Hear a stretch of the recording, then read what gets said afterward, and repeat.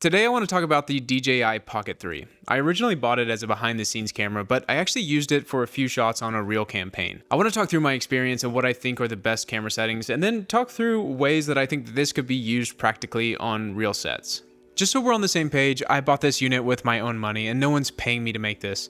I'll get gear from time to time, but really I just enjoy talking about gear. It's never my intention to sell anything, just inform you of how I'm using this stuff practically. So diving right into it, the reason that I bought this camera originally was for behind the scenes footage. I wanted to get more into behind the scenes footage as I continue to do more YouTube content, and to get that, I just figured it would be easier than trying to ask crew members to film it on their phones or whatever. So I bought this, I leave it on my cart, and then I just ask crew members to grab footage throughout the day.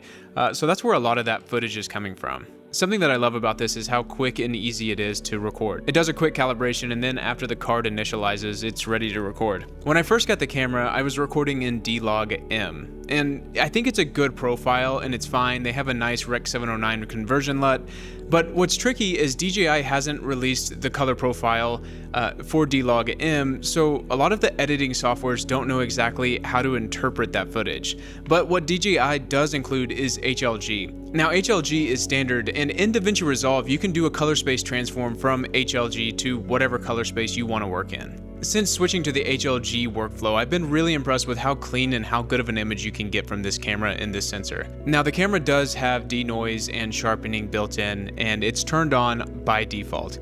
Now I recommend to turn that off just because the denoise makes a lot of the finer details muddy, and the sharpening just makes it feel a little unrealistic. So if you turn both of those down, or essentially all the way off, you're able to get a much cleaner image out of it. And with that HLG, although it's still really compressed, you're still getting a 10-bit color profile, which is pretty impressive from this little camera. As we continue to use this camera for behind the scenes, I was impressed with how good the stabilization was. Now of course it's a 3-axis, not a 4-axis, so you're not getting your Z, so with the camera being so lightweight, you have to be very mindful of the steps and stuff that you're taking, but just with a little pocket handheld, the stabilization's really good. Now, of course, it's not a technically professional camera, but it does offer some professional features, and one really cool thing is the audio. So you're able to connect the DJI mic directly to it, and then of course the DJI mic itself records 32-bit float, but then you get a feed to the camera as well. So it's pretty cool if you're doing some run and gun content, and it's really cool for behind the scenes content. After months of testing different camera profiles, different settings, I felt really comfortable with the HLG workflow. So much so that I had a tourism gig that popped up, and essentially I was a solo shooter on that. Now for solo shooting, sometimes having an entire gimbal rig and an entire handheld rig is really impractical because you have to do everything yourself. It's either on your backpack or on a sling pouch or whatever it may be. I've done a lot of tourism and solo dock work in my life, and you always need tools that are versatile. So a lot of times those shoots, they are handheld because you have to be fast and you have to shoot moments as they're escaping or before they flee. But it's also important to have dynamic moving shots, and sometimes that's really hard without additional crew or equipment. And when you're traveling with yourself, it's going to be hard to have, an FX3 on a Ronin S, but then also have an FX3 on a handheld rig, or just going back and forth, because a lot of the times you're doing everything on your own. It's in a sling pouch, you're moving, you're walking 10, 16 miles a day. Now on those gigs, I do travel with a larger Ronin, but it's not practical for every single day, especially if you're hiking a lot. Now, one thing that I came up with while I was on the shoot and that I really enjoyed using was the Mimo app.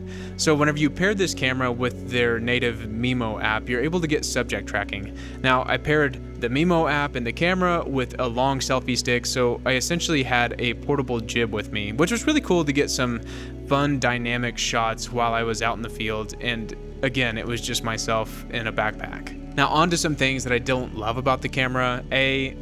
I do like the flip out screen, but I've seen some mixed reviews on longevity of it. And then a couple other notes on the screen. The screen is pretty small, so it's hard to get used to framing on it. Luckily, they do include the option to have thirds rules on there, which helped whenever you're looking at a 2-inch screen. But with the screen, sometimes it can be complicated to use the user interface. It's a little bit small and cumbersome. The gimbal itself is pretty sensitive. In fact, I've already broken one.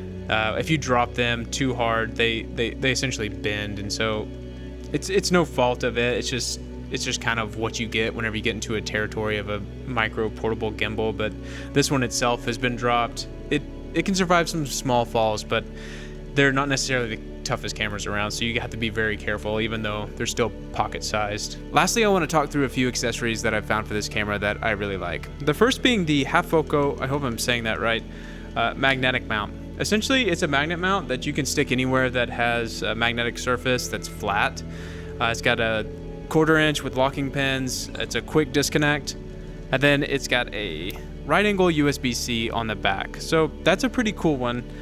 The second would be the K&F variable ND filter. It's a variable ND that they were able to squeeze into an extremely small profile, but its color seems to be very good and there's no X patterns on it. And the third is a wide angle lens from K&F. You may get a wide angle in your kit depending on what kit you bought, but I didn't buy that kit, so I picked this one up off Amazon, and I've got a link to all those below if you want to help support the channel.